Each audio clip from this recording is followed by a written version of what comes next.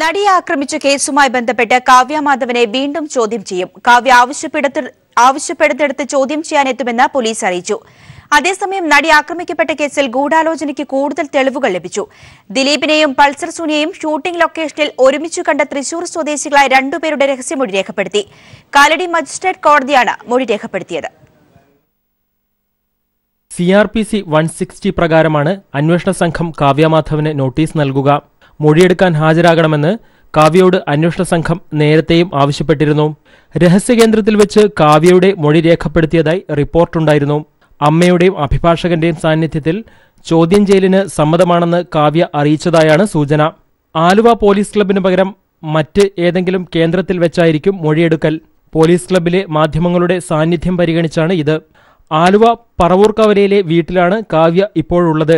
നടിയെ ആക്രമിക്കുന്ന ദൃശ്യങ്ങൾ പകർത്തിയ മെമ്മറി കാർഡ് കാവ്യയുടെ കാക്കനാട്ടെ ലക്ഷ്യ എന്ന സ്ഥാപനത്തിൽ എത്തിച്ചതായി പൾസർ സുനി അന്വേഷണ സംഘത്തിന് മൊഴി നൽകിയിരുന്നു. അതുകൊണ്ടുതന്നെ കാവ്യയുടെ മൊഴി കേസിൽ നിർണായകമാകും.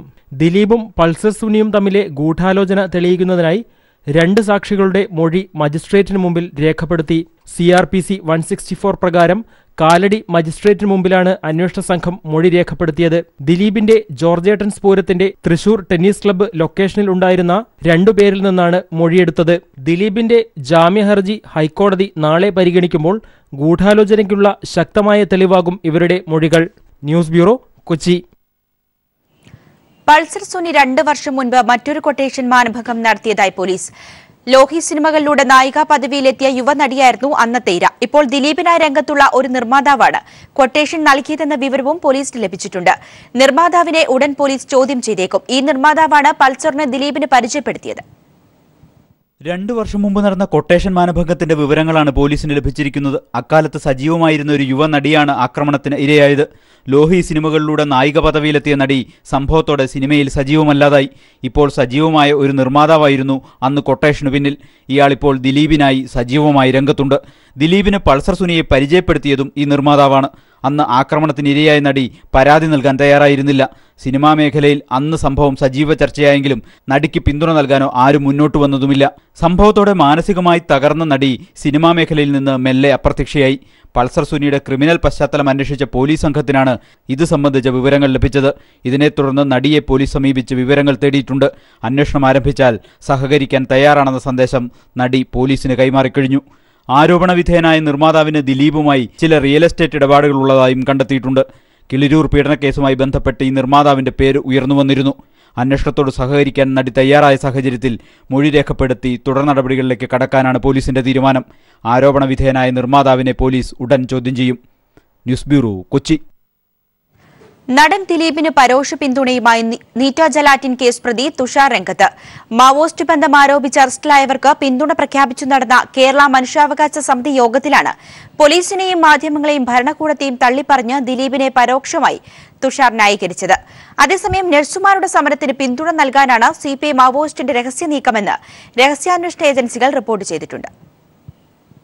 തമിഴ്നാട് ജയിലിൽ കഴിയുന്ന മാവോയിസ്റ്റ് പ്രവർത്തകരായ ഷൈനിയെയും അനൂപിനെയും കാണാൻ പോയ CP റഷീദ്, ഹരി എന്നിവരെ കേരള തമിഴ്നാട് പോലീസ് കള്ളക്കേസിൽ കുടുക്കി ജയിലിൽ അടച്ചുവെന്ന് ആരോപിച്ച് കൊല്ലത്ത് സംഘടിപ്പിച്ച പ്രതിഷേധ യോഗത്തിലാണ് നീറ്റ ജലാറ്റിൻ കേസിലെ പ്രതി കൂടിയായ തുഷാർ യുവനടിയെ ആക്രമിച്ച കേസിൽ പിടിയിലായ നടൻ ദിലീപിനെ പിന്തുണച്ചതും പോലീസിനെയും ഭരണകൂടത്തെയും തള്ളിപ്പറഞ്ഞതും. മാധ്യമങ്ങളെയും തുഷാർ വെറുതെ വിട്ടില്ല. കേസന്വേഷണം നടക്കുന്ന ഒരു ഘട്ടത്തിൽ അയാളുടെ മേൽ അടിച്ചേൽപ്പിക്കപ്പെട്ട ഒരു നിശബ്ദതയുണ്ട്. അയാൾക്ക് മാധ്യമങ്ങളുമായിട്ടോ അതല്ലെങ്കിൽ ഭരണകൂടവുമായിട്ട് പോലും, അതായത് അയാളുടെ നിരപരാധിത്വത്തെ സംബന്ധിച്ചുള്ള തെളിവുകൾ ആ ഘട്ടത്തിൽ, അന്വേഷണത്തിന്റെ ഘട്ടത്തിൽ കോടതിയിൽ പോലും സമർപ്പിക്കാനുള്ള അവകാശമില്ല. ആ അന്വേഷണത്തെ നിശബ്ദമായി നേരിടേണ്ട ഒരാളാണ് പ്രതി എന്നുള്ള നിലയ്ക്കാണ് ഇന്ത്യയിലെ നിയമവ്യവസ്ഥ പ്രതിയുടെ സ്ഥാനം അന്വേഷണ ഘട്ടത്തിൽ ഉറപ്പിച്ചു വെച്ചിട്ടുള്ളത്. പിന്നെ വിചാരണയുടെ ഘട്ടത്തിലാണ് തന്റെ നിരപരാധിത്വത്തെ സംബന്ധിച്ചുള്ള ചോദ്യങ്ങൾ ചോദിക്കാൻ പ്രതിക്ക് സാധിക്കുക. നീറ്റ ജലാറ്റിൻ ആക്രമണത്തെ തുടർന്ന് രൂപേഷ് പിടിയിലായതോടെ CPI മാവോയിസ്റ്റ് സംഘടന ദുർബലമായെന്നും അതിനെ മറികടക്കാനാണ് മനുഷ്യാവകാശ സംഘടന ലേബലിൽ വൈപ്പിൻ സമരം പോലുള്ള ജനകീയ പ്രശ്നങ്ങൾ ഇടപെടാൻ മാവോയിസ്റ്റ് സംഘടന തീരുമാനിച്ചതെന്നും നഴ്സുമാരുടെ സമരത്തെ പിന്തുണച്ച് സംഘടന സജീവമായി രംഗത്തുണ്ടെന്നും രഹസ്യാന്വേഷണ ഏജൻസികൾ റിപ്പോർട്ട് ചെയ്യുന്നു. നഴ്സുമാരുടെ സമരത്തിന് എല്ലാ പിന്തുണയും നൽകി തങ്ങളെ ഉയർത്തുന്ന നയങ്ങൾക്ക് പൊതുസമൂഹത്തിന് പിന്തുണ തേടുകയാണ് ലക്ഷ്യമെന്നും പോലീസ് റിപ്പോർട്ട് ചൂണ്ടിക്കാട്ടുന്നു. മാവോയിസ്റ്റ് ബന്ധം ആരോപിക്കപ്പെടുന്ന രമണൻ, ക്രിസ്റ്റി, അജിത് തുടങ്ങിയവരും യോഗത്തിൽ പങ്കെടുത്തു. അഡ്വക്കേറ്റ് PA പൗരൻ പ്രതിഷേധ യോഗം ഉദ്ഘാടനം ചെയ്തു. രാജ്കുമാർ, ന്യൂസ് ബ്യൂറോ, കൊല്ലം. രാഷ്ട്രപതി തെരഞ്ഞെടുപ്പിനൊരുങ്ങി ദില്ലി. ഇന്ത്യയുടെ 14ാമത് രാഷ്ട്രപതിയെ കണ്ടെത്താനുള്ള തിരഞ്ഞെടുപ്പ് നാളെ രാജ്യമെങ്ങും നടക്കും. NDA സ്ഥാനാർത്ഥിയായി ബീഹാർ മുൻ ഗവർണർ രാംനാഥ് കോവിന്ദും പ്രതിപക്ഷ പാർട്ടി സ്ഥാനാർത്ഥിയായി മുൻ ലോക്സഭാ സ്പീക്കർ മീരാ കുമാറുമാണ് മത്സരരംഗത്തുള്ളത്. ഇരുവരുടെയും പ്രചാരണം ഇന്ന് അവസാനിക്കും. രാഷ്ട്രപതി പ്രണബ് മുഖർജി കാലാവധി പൂർത്തിയാക്കി 25-ന് രാഷ്ട്രപതി ഭവന്റെ പടിയിറങ്ങും. റെയ്സിന കുന്നിലെ പുതിയ അതിഥിയെ കണ്ടെത്താനുള്ള തെരഞ്ഞെടുപ്പ് പ്രക്രിയകളുടെ അന്തിമഘട്ടത്തിലേക്ക് നാളെ മുതൽ രാജ്യം കടക്കുകയാണ്. ഇലക്ടർ വോട്ടുകൾ നിർണായകമാകുന്ന രാഷ്ട്രപതി തെരഞ്ഞെടുപ്പിൽ MLA-മാരും MP-മാരുമായി 4896 പേർ വോട്ട് ചെയ്യും. ലോക്സഭയിൽ നിന്നും രാജ്യസഭയിൽ നിന്നും 784 MP-മാരും വിവിധ സംസ്ഥാനങ്ങളിൽ നിന്നായി 4114 MLA-മാരും ഉൾപ്പെടുന്ന വോട്ടർമാരുടെ ആകെ വോട്ട് മൂല്യം 11 ലക്ഷത്തിനടുത്താണ്. ജനപ്രതിനിധി സഭകളിലേക്ക് നാമനിർദ്ദേശം ചെയ്യപ്പെട്ടവർക്ക് വോട്ടില്ല. MP-യുടെ വോട്ട് മൂല്യം 708 ആയിട്ട് കണക്കാക്കിയിട്ടുണ്ട്. MLA-മാരുടെ വോട്ടിന്റെ മൂല്യം അതാത് സംസ്ഥാനങ്ങളുടെ ജനസംഖ്യാ അനുപാതത്തിലാണ് നിശ്ചയിച്ചിരിക്കുന്നത്. ഇതുപ്രകാരം UP-യിലെ MLA-മാരുടെ വോട്ട് മൂല്യമാണ് ഏറ്റവും ഉയർന്നത്, 208. കേരളത്തിലെ ഒരു MLA-യുടെ വോട്ട് മൂല്യമാകട്ടെ 152ആയും കണക്കാക്കിയിരിക്കുന്നു. നരേന്ദ്രമോദി സർക്കാർ നേരിടുന്ന ആദ്യ രാഷ്ട്രപതി തെരഞ്ഞെടുപ്പിൽ രാംനാഥ് കോവിന്ദാണ് NDA സ്ഥാനാർത്ഥി. വിജയിക്കാനുള്ള വോട്ടിന് 17,000-ഓളം വോട്ട് കുറവുള്ള NDA തമിഴ്നാട്ടിൽ നിന്നും AIADMK-യുടെയും ബീഹാറിൽ നിന്ന് JDU-ന്റെയും പിന്തുണ ഉറപ്പാക്കിയിട്ടുണ്ട്. പ്രതിപക്ഷ പാർട്ടി സ്ഥാനാർത്ഥിയായി മത്സരിക്കുന്ന മീരാ കുമാർ ആം ആദ്മി, BJDS തുടങ്ങി ഇരുപക്ഷത്തുമില്ലാത്ത പാർട്ടികളുടെ വോട്ട് പ്രതീക്ഷിക്കുന്നു. രാംനാഥ് കോവിന്ദും മീരാ കുമാറും മുഖാമുഖം വരുന്നു എന്നതിനപ്പുറം ഭരണ പ്രതിപക്ഷ രാഷ്ട്രീയ ബലാബലമാണ് രാഷ്ട്രപതി തെരഞ്ഞെടുപ്പിനെ വ്യത്യസ്തമാക്കുന്നത്. ജയപരാജയങ്ങൾ ഇരുപക്ഷത്തിന്റെയും രാഷ്ട്രീയ നിലപാടുകളെ സ്വാധീനിക്കും. ദില്ലിയിൽ നിന്നും ക്യാമറമാൻ നയൻ ദേവരാജിനൊപ്പം സന്തോഷ് സർലിംഗ്. രാഷ്ട്രപതി പ്രണബ് മുഖർജിയുടെ പിൻഗാമിയെ തിരഞ്ഞെടുക്കാനുള്ള വോട്ടെടുപ്പിൽ കേരളത്തിൽ നിന്നുള്ള MLA-മാർ നാളെ വോട്ട് രേഖപ്പെടുത്തും. നിയമസഭാ സമുച്ചയത്തിന്റെ രാവിലെ 9 മണി മുതൽ 5 മണി വരെയാണ് വോട്ടെടുപ്പ് നടക്കുക. NDA-യുടെ രാംനാഥ് കോവിന്ദും പ്രതിപക്ഷത്തു നിന്ന് മുൻ ലോക്സഭാ സ്പീക്കർ മീരാ കുമാറും തമ്മിലാണ് മത്സരം. രാഷ്ട്രപതിയെ തിരഞ്ഞെടുക്കാനുള്ള വോട്ടെടുപ്പ് നടക്കുന്നത് നാളെയാണ്. രാജ്യത്തെ MLA-മാരും MP-മാർക്കുമാണ് രാഷ്ട്രപതിയെ തിരഞ്ഞെടുക്കാനുള്ള അവകാശം, അതും വോട്ടെടുപ്പിലൂടെ. രാജ്യ തലസ്ഥാനത്ത് പാർലമെന്റിലും സംസ്ഥാന തലസ്ഥാനങ്ങളിൽ നിയമസഭകളിലുമാണ് പോളിംഗ് ബൂത്തുകൾ തയ്യാറാക്കിയിട്ടുള്ളത്. കേരളത്തിൽ ആംഗ്ലോ ഇന്ത്യൻ പ്രതിനിധി അടക്കം 141 നിയമസഭാ സാമാജികരുണ്ട്. എന്നാൽ ആംഗ്ലോ ഇന്ത്യൻ പ്രതിനിധിക്ക് വോട്ട് ചെയ്യാനാവില്ല. മലപ്പുറത്തെ വേങ്ങര നിയോജകമണ്ഡലത്തിലെ MLA ആയിരുന്ന കുഞ്ഞാലിക്കുട്ടി ലോക്സഭയിലേക്ക് തെരഞ്ഞെടുത്തു പോയ ഒഴിവ് ഇതുവരേക്കും നികത്തപ്പെട്ടിട്ടുമില്ല. ഇങ്ങനെ നോക്കുമ്പോൾ കേരളത്തിൽ നിന്നുള്ള 139 MLA-മാരാണ് നിയമസഭാ സമുച്ചയത്തിലെ പോളിംഗ് ബൂത്തിൽ വോട്ട് രേഖപ്പെടുത്തുക. ധാരണയനുസരിച്ച് ഭരണപക്ഷത്തെയും പ്രതിപക്ഷത്തെയും 138 MLA-മാരും പ്രതിപക്ഷ സ്ഥാനാർത്ഥി മീരാ കുമാറിന് വോട്ട് രേഖപ്പെടുത്തും. രാജഗോപാലിന്റെ വോട്ട് NDA പ്രതിനിധിയായ രാംനാഥ് കോവിന്ദിന് ലഭിക്കും. 152 ഒരു MLA-യുടെ വോട്ടിന്റെ മൂല്യം. അതായത് സംസ്ഥാനത്തെ ജനസംഖ്യയെ ആകെ MLA-മാരുടെ എണ്ണം കൊണ്ട് ഹരിക്കുമ്പോൾ കിട്ടുന്ന തുക. സംസ്ഥാന നിയമസഭയിലെ ആകെ വോട്ടുകളുടെ മൂല്യം 21,280 ആണ്. സംസ്ഥാന നിയമസഭാ മന്ദിരത്തിൽ 2ാം നിലയിലാണ് വോട്ടെടുപ്പിനുള്ള സൗകര്യം ഒരുക്കിയിരിക്കുന്നത്. കേരളത്തിൽ നിന്നുള്ള ലോക്സഭാ രാജ്യസഭാ MP-മാർ ഡൽഹിയിൽ തന്നെ വോട്ട് ചെയ്യാനാണ് സാധ്യത. ലോക്സഭാ സെക്രട്ടറി ജനറലാണ് റിട്ടേണിംഗ് ഓഫീസർ. സംസ്ഥാനങ്ങളിൽ നിയമസഭാ സെക്രട്ടറിക്ക് അസിസ്റ്റന്റ് റിട്ടേണിംഗ് ഓഫീസറുടെ ചുമതലയുണ്ട്. വോട്ടെടുപ്പിനുള്ള സൗകര്യങ്ങൾക്ക് സംസ്ഥാന ചീഫ് ഇലക്ടറൽ ഓഫീസറാണ്. രാവിലെ 9 മണിക്ക് ആരംഭിക്കുന്ന വോട്ടെടുപ്പ് വൈകിട്ട് 5-ന് അവസാനിക്കും. ശേഷം സീൽ ചെയ്ത ബാലറ്റ് പെട്ടി ഡൽഹിയിലേക്ക് കൊണ്ടുപോകും. 20-ാം തീയതിയാണ് വോട്ടെണ്ണൽ. അന്ന് തന്നെ തെരഞ്ഞെടുപ്പ് കമ്മീഷൻ പുതിയ രാഷ്ട്രപതിയെയും പ്രഖ്യാപിക്കും. Sunil Arumanoor, news bureau, Thiruvananthapuram. പാർലമെന്റിന്റെ വർഷകാല സമ്മേളനം നാളെ ആരംഭിക്കും. വർഷകാല സമ്മേളനത്തിന് മുന്നോടിയായി സർക്കാർ വിളിച്ചു ചേർത്ത സർവകക്ഷി യോഗം ഇന്ന് ചേരും. ഓഗസ്റ്റ് 11 വരെ നീളുന്ന സമ്മേളനത്തിനിടെ ഓഗസ്റ്റ് 5-ന് ഉപരാഷ്ട്രപതി തെരഞ്ഞെടുപ്പ് നടക്കും. നേതാക്കൾക്കെതിരെയുള്ള CBI ആദായനികുതി എൻഫോഴ്സ്മെന്റ് ഡയറക്ടറേറ്റ് റെയ്ഡുകൾ പ്രതിപക്ഷം ഉന്നയിക്കുന്നതോടെ സഭാ നടപടികൾ തടസ്സപ്പെടാനാണ് സാധ്യത. ഇതിനൊപ്പം മധ്യപ്രദേശിലെ മൻസൂറിൽ കാർഷിക പ്രക്ഷോഭത്തിന് നേരെയുണ്ടായ പോലീസ് വെടിവയ്പ്, നോട്ട് നിരോധനം, ചരക്കുസേവന നികുതി നടപ്പാക്കിയതുമായി ബന്ധപ്പെട്ട ആശയക്കുഴപ്പം, അമർനാഥ് തീർത്ഥാടകർക്കു നേരെയുണ്ടായ ആക്രമണം, ഇന്ത്യ ചൈന അതിർത്തിയിലെ സംഘർഷം എന്നിവ പ്രതിപക്ഷം ഉയർത്തുന്നതോടെ പാർലമെന്റിന്റെ ഇരുസഭകളും പ്രക്ഷുബ്ധമാകും. തക്കാളിക്ക് റെക്കോർഡ് വില. തക്കാളി കിലോയ്ക്ക് 100 രൂപ കവിഞ്ഞു. അപ്രതീക്ഷിതമായ വിലക്കയറ്റം സാധാരണക്കാരെ വലിയ തോതിൽ ബാധിച്ചിട്ടുണ്ട്. പൊള്ളാച്ചിയിൽ നിന്നും തേനിയിൽ നിന്നുമാണ് പ്രധാനമായും പച്ചക്കറികൾ കേരളത്തിലേക്ക് എത്തുന്നത്. ഇവിടങ്ങളിലുണ്ടായ വ്യാപക മഴ പച്ചക്കറി വിതരണത്തെ വലിയ തോതിൽ ബാധിച്ചിട്ടുണ്ട്. തക്കാളി വില കിലോയ്ക്ക് 100 രൂപ കവിഞ്ഞു. ചെറുകിട വ്യാപാരികൾ തക്കാളി കിലോയ്ക്ക് 100 മുതൽ 110 രൂപ വരെയാണ് ഈടാക്കുന്നത്. അപ്രതീക്ഷിതമായ വിലക്കയറ്റം സാധാരണക്കാരെ വലിയ തോതിൽ ബാധിച്ചിട്ടുണ്ട്. തമിഴ്നാട്ടിലെയും കർണാടകയിലെയും ആന്ധ്രാപ്രദേശിലെയും മൊത്തവ്യാപാര കടകൾ ശക്തമായ മഴയെ തുടർന്ന് അടച്ചിരിക്കുകയാണ്. ക്യാരറ്റിന് കിലോയ്ക്ക് 75 രൂപ മുതൽ 85 രൂപ വരെയാണ് ഈടാക്കുന്നത്. വെള്ളരിക്ക 40 മുതൽ 45, വെണ്ടയ്ക്ക 55 മുതൽ 65, ബീറ്റ്റൂട്ട് 44 മുതൽ 45, വെളുത്തുള്ളി 80 മുതൽ 90, ഉള്ളി 17 മുതൽ 20, ഉരുളക്കിഴങ്ങ് 24 മുതൽ 26, ബീൻസ് 45 മുതൽ 55 എന്നിങ്ങനെയാണ് കിലോയ്ക്ക് ഈടാക്കുന്നത്. News desk people TV. തലസ്ഥാനത്ത് വൻകിട ഫ്ളാറ്റുകൾ കേന്ദ്രീകരിച്ച് വ്യാപകമായ ഓൺലൈൻ പെൺവാണിഭം നടക്കുന്നതായി പോലീസ് രഹസ്യാന്വേഷണ വിഭാഗത്തിന്റെ റിപ്പോർട്ട്. കഴിഞ്ഞ ഒരാഴ്ചയ്ക്കിടെ പോലീസ് നടത്തിയ റെയ്ഡിൽ അന്തർ സംസ്ഥാന പെൺവാണിഭ സംഘം ഉൾപ്പെടെ നിരവധി പേർ പോലീസ് പിടിയിലായി. അതേസമയം തലസ്ഥാനത്തെ ഫ്ളാറ്റുകൾ കേന്ദ്രീകരിച്ചുള്ള പെൺവാണിഭ സംഘങ്ങൾക്കായി പോലീസ് നടപടി ശക്തമാക്കിയിരിക്കുകയാണ്. തലസ്ഥാനത്തെ വൻകിട ഫ്ളാറ്റുകൾ കേന്ദ്രീകരിച്ചാണ് ഇപ്പോൾ പെൺവാണിഭം വ്യാപകമായിരിക്കുന്നത്. ഈ ഞെട്ടിപ്പിക്കുന്ന വിവരം ലഭിച്ചതാകട്ടെ തലസ്ഥാനത്തെ ഉന്നത പോലീസ് ഉദ്യോഗസ്ഥർക്കും. കിട്ടിയ വിവരത്തിന്റെ അടിസ്ഥാനത്തിൽ സിറ്റി പോലീസ് കമ്മീഷണറും ഡെപ്യൂട്ടി പോലീസ് കമ്മീഷണറും പ്രത്യേക സ്ക്വാഡ് രൂപീകരിച്ച് പരിശോധന നടത്തിയപ്പോൾ പോലീസ് കസ്റ്റഡിയിലായത് നിരവധി പെൺവാണിഭ സംഘങ്ങൾ. സ്ത്രീകൾ ഉൾപ്പെടെ 8 പേരെ പോലീസ് അറസ്റ്റ് ചെയ്ത് കേസെടുത്തു. കൂടാതെ മറ്റ് ചില കണ്ണികൾ പോലീസ് നിരീക്ഷണത്തിലുമാണ്. പേരൂർക്കട, അമ്പലമുക്ക്, കഴക്കൂട്ടം, കാര്യവട്ടം, പേട്ട എന്നിവിടങ്ങളിലെ ചില ഫ്ളാറ്റുകളിലാണ് ഷാഡോ പോലീസ് റെയ്ഡ് നടത്തിയത്. വഴുതക്കാട്ടുള്ള ഒരു ഫ്ളാറ്റും പോലീസ് നിരീക്ഷണത്തിലാണ്. വൻകിട ഫ്ളാറ്റുകൾ വലിയ തുക നൽകിയാണ് ഇടപാടുകാർ വാടകയ്ക്കെടുക്കുന്നത്. പല ഫ്ളാറ്റുകളും അടച്ചിട്ടിരിക്കുന്നത് ഒഴിവാക്കാനായി ഉടമസ്ഥർ മോഹ വാടക തുക വാങ്ങി എന്തിനാണെന്ന് പോലും ചോദിക്കാതെ വാടകയ്ക്ക് നൽകാറാണ് പതിവെന്നും പോലീസ് കണ്ടെത്തിയിട്ടുണ്ട്. വാട്സാപ്പിലൂടെ പെൺകുട്ടികളുടെ ചിത്രം കൈമാറുകയാണ് വാണിഭക്കാരുടെ ആദ്യ നടപടി. അതിനുശേഷം ഇടപാടിന് തയ്യാറായി എത്തുന്നവർക്ക് പെൺകുട്ടികളുടെ റേറ്റും ആ തുക അടയ്ക്കേണ്ട ബാങ്ക് അക്കൗണ്ട് നമ്പറുകളും കൈമാറും. ടെക്നോ പാർക്കിലെ പെൺകുട്ടികളെയാണ് ഇടപാടിനായി കൂടുതലായി ഉപയോഗിക്കുക. എല്ലാം ഫിക്സായാൽ മാത്രം ഇടപാടുകാർ അവരുടെ സ്വന്തം വാഹനങ്ങളിൽ ആവശ്യക്കാരെയും പെൺകുട്ടികളെയുമായും ഒരുമിച്ച് ഫ്ളാറ്റുകളിൽ എത്തിച്ചു കൊടുക്കും. ഇങ്ങനെ ഓരോ ഇടപാടിലൂടെയും 10,000-ങ്ങളാണ് പെൺവാണിഭ സംഘങ്ങൾ ആവശ്യക്കാരിൽ നിന്ന് വാങ്ങിയെടുക്കുന്നത്. ബാങ്ക് ഇടപാടുകൾ, ആഡംബര വാഹനങ്ങൾ, പരിശോധനകൾ, കടന്നുവരാത്ത ഫ്ളാറ്റുകൾ, അങ്ങനെ എല്ലാം സേഫ് ആകുമെന്നാണ് പെൺവാണിഭക്കാർ കരുതിയിരിക്കുന്നതെന്നും പോലീസ് വെളിപ്പെടുത്തുന്നു. വരും ദിവസങ്ങളിലും ഫ്ളാറ്റുകളിൽ പരിശോധന നടത്താനാണ് പോലീസ് തീരുമാനം. കാര്യങ്ങൾ തിരക്കാതെ വൻ തുകയ്ക്ക് ഫ്ളാറ്റുകൾ വാടകയ്ക്ക് നൽകുന്ന ഫ്ളാറ്റ് ഉടമസ്ഥന്മാർക്കും പോലീസ് നോട്ടീസ് നൽകും. Sunil Arumanoor, news bureau, Thiruvananthapuram. Beef നിരോധനത്തിനു പിന്നാലെ രാജ്യത്തെ ജനങ്ങളുടെ കുടുംബ സ്വകാര്യതകളിലേക്കും കടന്നുകയറാൻ RSS തയ്യാറെടുക്കുന്നു.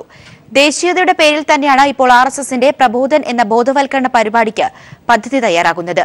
എന്ത് ധരിക്കണം, എങ്ങനെ പെരുമാറണം തുടങ്ങി കുടുംബ വർത്തമാനങ്ങൾ പോലും എന്താകണമെന്നാണ് പ്രബോധനത്തിലൂടെ RSS ക്യാമ്പയിനുകൾ ഒരുങ്ങുന്നത്. ബീഫ് നിരോധനത്തിലൂടെ രാജ്യത്തെ ജനങ്ങളുടെ ആഹാര സ്വാതന്ത്ര്യത്തിലേക്ക് കടന്നുകയറിയ RSS ഇപ്പോൾ എല്ലാ സീമകളും ഭേദിച്ച് കുടുംബ സ്വകാര്യതകളിലും ദേശീയതയുടെ പേരിൽ പുതിയ നിർവചനങ്ങൾ ഉണ്ടാക്കാൻ തയ്യാറെടുക്കുന്നു. എങ്ങനെ പെരുമാറണം, എങ്ങനെ ജന്മദിനം ആഘോഷിക്കണം, എന്തു കഴിക്കണം, എന്തു ധരിക്കണം, അങ്ങനെ വ്യക്തിപരമായ സ്വകാര്യതയിലേക്ക് അതിൻ്റെ ഏറ്റവും സൂക്ഷ്മതയിൽ പോലും ദേശീയവാദം ഉന്നയിക്കുന്ന RSSന്റെ ഗൂഢപദ്ധതി കൂടുതൽ വ്യക്തമാകുന്നു. 2019 പൊതു തെരഞ്ഞെടുപ്പ് മുന്നിൽ കണ്ട് പ്രബോധൻ എന്നു പേരിട്ട കുടുംബ ബോധവൽക്കരണത്തിന് RSS ഒരുങ്ങിക്കഴിഞ്ഞു. ഇന്ത്യക്കാർ ജന്മദിനം ആഘോഷിക്കുമ്പോൾ മെഴുകുതിരി കത്തിച്ച് കേക്ക് മുറിക്കുന്നത് നമ്മുടെ സംസ്കാരത്തിനു തന്നെ കളങ്കമാണെന്ന് RSS വാദിക്കുകയാണ്. ഇന്ത്യയിലെ സ്ത്രീകൾ സാരി മാത്രം ധരിക്കണമെന്ന ആഹ്വാനം സംഘപരിവാർ നേരത്തെ തന്നെ രാജ്യത്തുയർത്തിക്കഴിഞ്ഞു. എന്നാൽ പുരുഷന്മാർ ഇനി കുർത്തയും പൈജാമയും മാത്രം ധരിച്ച് ദേശീയതയുടെ ഭാഗമാകണമെന്ന് പ്രബോധൻ ആവശ്യപ്പെടുന്നു. കുടുംബമായി ഭക്ഷണം കഴിക്കുകയാണെങ്കിൽ അതിനു മുൻപ് പ്രത്യേക മന്ത്രം ചൊല്ലണമെന്നും കുടുംബ വർത്തമാനങ്ങളിൽ ക്രിക്കറ്റ്, സിനിമ ഉൾപ്പെടെയുള്ള വിഷയങ്ങൾ സംസാരിക്കാൻ പോലും പാടില്ല എന്നും പ്രബോധൻ ബോധവൽക്കരണം ആവശ്യപ്പെടുന്നു. ഇന്ത്യയുടെ ദേശീയത എങ്ങനെയാവണമെന്ന് RSS തീരുമാനിക്കാനൊരുങ്ങുന്ന ഇത്തരം ഇടപെടലുകൾ അപകടകരമായ സാഹചര്യം രാജ്യത്ത് സൃഷ്ടിക്കുമെന്ന് ഉറപ്പ്. News desk. ആധാറിലെ വ്യക്തിവിവരങ്ങൾ സംരക്ഷിക്കാൻ നിയമനിർമ്മാണം കൊണ്ടുവരണമെന്ന് CPIM. ഇക്കഴിഞ്ഞ ദിവസങ്ങളിൽ ജിയോ വരിക്കാരുടെ ആധാർ വ്യക്തിവിവരങ്ങൾ സ്വകാര്യ വെബ്സൈറ്റിൽ പരസ്യമായിരുന്നു. ഭരണഘടന ഉറപ്പു നൽകുന്ന സ്വകാര്യതയുടെ ലംഘനമാണിതെന്നും വിഷയം പാർലമെന്റിൽ ഉന്നയിക്കുമെന്നും CPM general secretary Sitaram Yechury people ടിവിയോട് പറഞ്ഞു. ഇക്കഴിഞ്ഞ ദിവസമാണ് 12 കോടിയോളമുള്ള റിലയൻസ് ജിയോ ഉപഭോക്താക്കളുടെ ആധാർ വ്യക്തിവിവരങ്ങൾ magicapp.com എന്ന സ്വകാര്യ വെബ്സൈറ്റിൽ പരസ്യമായത്. magicapp.com എന്ന സൈറ്റിലെ സെർച്ച് ബോക്സിൽ ജിയോ മൊബൈൽ നമ്പർ നൽകിയ ഉടൻ ഉപഭോക്താവിന്റെ മുഴുവൻ വ്യക്തിവിവരങ്ങളും സൈറ്റിൽ പ്രത്യക്ഷപ്പെട്ടു. ഉപഭോക്താക്കളുടെ പേര്, വീട്ടുവിലാസം, കുടുംബാംഗങ്ങൾ, ജോലി, വരുമാനം, ജനനത്തീയതി തുടങ്ങിയ മുഴുവൻ ഡെമോഗ്രാഫിക് വിവരങ്ങളുമാണ് ചോർന്നത്. ഒരാഴ്ച മുമ്പ് വരെ ആധാർ വിവരങ്ങൾ നൽകി ജിയോ സിം എടുത്തവരുടെ വിവരങ്ങളും ചോർന്നു. ഭരണഘടന ഉറപ്പു നൽകുന്ന സ്വകാര്യതയുടെ ലംഘനമാണിതെന്നും ആധാറിലെ വ്യക്തിവിവരങ്ങൾ സംരക്ഷിക്കാൻ നിയമനിർമ്മാണം കൊണ്ടുവരണമെന്നും CPM general secretary Sitaram Yechury വ്യക്തമാക്കി. Parliament, we had objected to this. We had said that what you are creating is like a surveillance state, and all the information about every individual, including the biometric data and the iris identification, if all this is brought into public space, then it's a complete violation of privacy. A guarantee that privacy will be protected of every individual, a law must be enacted. We'll take up this matter in the coming session of Parliament. നേരത്തെ കേന്ദ്ര സർക്കാരിന്റെയും ആന്ധ്രാപ്രദേശ് സർക്കാരിന്റെയും നിയന്ത്രണത്തിലുള്ള വെബ്സൈറ്റുകൾ വഴി 13 കോടി ജനങ്ങളുടെ ആധാർ വിവരങ്ങൾ ചോർന്നിരുന്നു. ദേശീയ തൊഴിലുറപ്പ് പദ്ധതി, ജൻധൻ യോജന, EPF, പാചകവാതക സബ്സിഡി, പെൻഷൻ പദ്ധതികൾ എന്നിവയ്ക്ക് ആധാർ ഉൾപ്പെടുത്തിയുള്ള സർക്കാർ നീക്കത്തിനിടയിലാണ് ആധാർ വിവരങ്ങൾ സുരക്ഷിതമല്ലെന്ന ആശങ്ക ശക്തമാകുന്നത്. സ്വകാര്യ ഏജൻസികൾ ആധാർ വിവരങ്ങൾ ശേഖരിക്കുന്നത് സ്വകാര്യതയുടെ ലംഘനമാണോ എന്നത് സംബന്ധിച്ച് സുപ്രീംകോടതി ഭരണഘടനാ ബെഞ്ച് പരിഗണിക്കാനിരിക്കെ കൂടിയാണ് ജിയോ വരിക്കാരുടെ മുഴുവൻ രേഖകളും സ്വകാര്യ വെബ്സൈറ്റിൽ ചോർന്നത്. മനുശങ്കർ, ദില്ലി. ആഘോഷങ്ങളില്ലാതെ സമരനായകൻ VSന് 50-ാം വിവാഹ വാർഷികം. മക്കളും കൊച്ചുമക്കളും മാത്രമാണ് വിവാഹ വാർഷിക ദിനത്തിൽ ഒപ്പമുണ്ടായിരുന്നത്. നിരവധി പേർ ഫോണിലൂടെ വിവാഹ വാർഷികാശംസകൾ അറിയിക്കുകയും ചെയ്തു.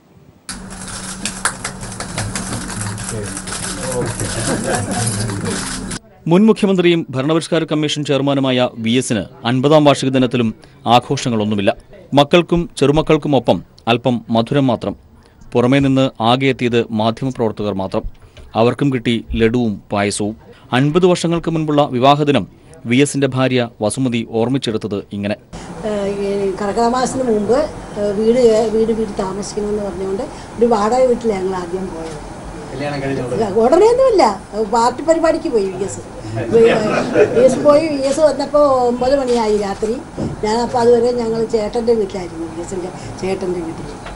അവിടെ നിന്ന് പിന്നെ മറ്റേ വാടക വീട്ടിൽ പോയി. വാടക വീട്ടിൽ പോയപ്പോൾ അവിടെ ഒന്നുമില്ല, ഞങ്ങൾ മാത്രമേ ഉണ്ടായിരുന്നുള്ളൂ. ഒരു പ്രായമായ ഒരു സ്ത്രീ കൂട്ടിനും ഉണ്ടായിരുന്നു. രാത്രിയൊന്നും കഴിച്ചില്ല, ഒന്നുമില്ലായിരുന്നു. രാവിലെയാണ് പിന്നെ ചായയൊക്കെ ഉണ്ടാക്കിയത്. 1967 ജൂലൈ 16 പകൽ 3 മണിക്കായിരുന്നു വിവാഹം. ആലപ്പുഴ മുല്ലക്കൽ നരസിംഹപുരം കല്യാണ മണ്ഡപത്തിലായിരുന്നു ചെറിയ ചടങ്ങ്.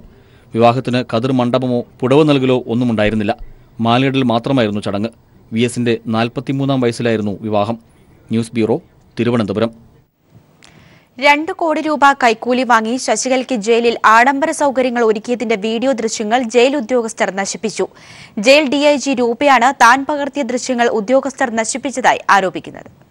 ജയിലിൽ സുഖവാസത്തിനായി അണ്ണാ-DMK general secretary Sasikala, jail DG Satyanarayana Rao അടക്കമുള്ള ഉദ്യോഗസ്ഥർക്ക് 2 കോടി രൂപ നൽകിയിരുന്നതായി ജയിൽ DIG രൂപ IPS കഴിഞ്ഞ ദിവസമാണ് റിപ്പോർട്ട് സമർപ്പിച്ചത്. ഇതിനു പിന്നാലെയാണ് പ്രത്യേക പരിഗണന തെളിയിക്കുന്ന വീഡിയോ ദൃശ്യം ഉദ്യോഗസ്ഥരിൽ ചിലർ നശിപ്പിച്ചതായി രൂപ ആരോപിക്കുന്നത്. ശശികലയ്ക്ക് പ്രത്യേകം അടുക്കളയും സന്ദർശകരെ കാണാൻ പ്രത്യേക മുറിയും ഉൾപ്പെടെയുള്ള സൗകര്യങ്ങൾ അനുവദിച്ചിരുന്നു. ഇതിന്റെ അടക്കമുള്ള വീഡിയോ ദൃശ്യങ്ങളാണ് ഉദ്യോഗസ്ഥർ നശിപ്പിച്ചത്. ജയിലിലെ ക്രമക്കേടുകളെ സംബന്ധിക്കുന്ന ദൃശ്യങ്ങളും വീഡിയോ ക്യാമറയിൽ പകർത്തിയിരുന്നു. ക്യാമറയിൽ പകർത്തിയ ദൃശ്യങ്ങൾ പെൻഡ്രൈവിലേക്ക് മാറ്റാൻ ഓഫീസിലെ ഉദ്യോഗസ്ഥന് നൽകുകയും ചെയ്തു. എന്നാൽ തിരികെ ലഭിച്ചപ്പോൾ വീഡിയോ ദൃശ്യങ്ങൾ ഉണ്ടായിരുന്നില്ല. ആരോപണങ്ങൾ അന്വേഷിക്കാൻ സർക്കാർ നിയോഗിച്ച പ്രത്യേക സംഘം എത്തുന്നതിനു മുന്നോടിയായി ഇരു ഉദ്യോഗസ്ഥരും കഴിഞ്ഞ ദിവസം ജയിലിലെത്തി. News desk. ചലച്ചിത്ര താരങ്ങളായ മുകേഷിന്റെയും സരിതയുടെയും മകൻ ശ്രാവൺ മുകേഷ് സിനിമയിലേക്ക്. ശ്രാവൺ നായകനാകുന്ന ചിത്രമായ കല്യാണത്തിന്റെ പൂജ തിരുവനന്തപുരത്ത് നടന്നു. മുഖ്യമന്ത്രി പിണറായി വിജയൻ ചടങ്ങിൽ മുഖ്യാതിഥിയായിരുന്നു. തിരുവനന്തപുരം മസ്കറ്റ് ഹോട്ടലിലെ സിംബണി ഹാളിൽ നിറഞ്ഞ സദസ്സിനെ സാക്ഷ്യമാക്കി മുകേഷിന്റെ മകൻ നായകനാകുന്ന കല്യാണം എന്ന ചിത്രത്തിന്റെ പൂജാകർമ്മത്തിന് മുഖ്യമന്ത്രി പിണറായി വിജയൻ തിരികൊളുത്തി. കല്യാണം എന്ന ചിത്രത്തിന്റെ പൂജാ ചടങ്ങുകൾ ആരംഭിക്കുകയാണ്. കല്യാണം എന്ന പേര് ആരും പെട്ടെന്ന് മറന്നുപോകുന്ന ഒന്നല്ല. ഇതിന് എല്ലാവിധ ആശംസകളും അർപ്പിക്കുന്നു. സിനിമാ ലോകത്തെ മുൻനിര പ്രതിഭകൾ നിറഞ്ഞിരുന്ന സദസ്സിൽ മകന്റെ സിനിമാ പ്രവേശനത്തിന് നിറകണ്ണുകളോടെ സാക്ഷ്യം വഹിച്ച് അച്ഛൻ മുകേഷ് ശ്രാവണന് ഉപദേശവും നൽകി. ഓ മാധവൻ വലിയ ഒരു നടനാണ്. നിന്നിലൂടെ നിന്റെ അച്ചാച്ചനെ അറിയുന്നതാണ് എൻ്റെ സ്വപ്നം, എൻ്റെ ആഗ്രഹം. സാൾട്ടുമാങ്കോട്രി എന്ന ചിത്രത്തിലൂടെ മലയാള സിനിമയ്ക്ക് ലഭിച്ച സംവിധായകൻ രാജേഷ് നായരാണ് കല്യാണം സംവിധാനം ചെയ്യുന്നത്. ഡബ്മാഷ് വീഡിയോയിലൂടെ തരംഗമായി മാറിയ വർഷയാണ് കല്യാണം എന്ന ചിത്രത്തിൽ ശ്രാവണിന്റെ നായികയായെത്തുന്ന പ്രത്യേകത കൂടിയുണ്ട്. വയാ ഫിലിംസിന്റെ ബാനറിലെത്തുന്ന ചിത്രത്തിൽ മുകേഷ് തന്നെയാണ് ശ്രാവണിന്റെ അച്ഛനായും വേഷമിടുന്നത്. ഇവർക്ക് പുറമെ ശ്രീനിവാസൻ, ഹരീഷ് കണാരൻ, ഗ്രിഗറി, സൗബിൻ ഷാഹിർ, സുധീർ കരമന, മാലാപർവതി, ഇന്ദ്രൻസ്, മാമുക്കോയ, ധർമ്മജൻ, പിഷാരടി എന്നിവരും കല്യാണത്തിലെത്തുന്നുണ്ട്. News bureau, Thiruvananthapuram.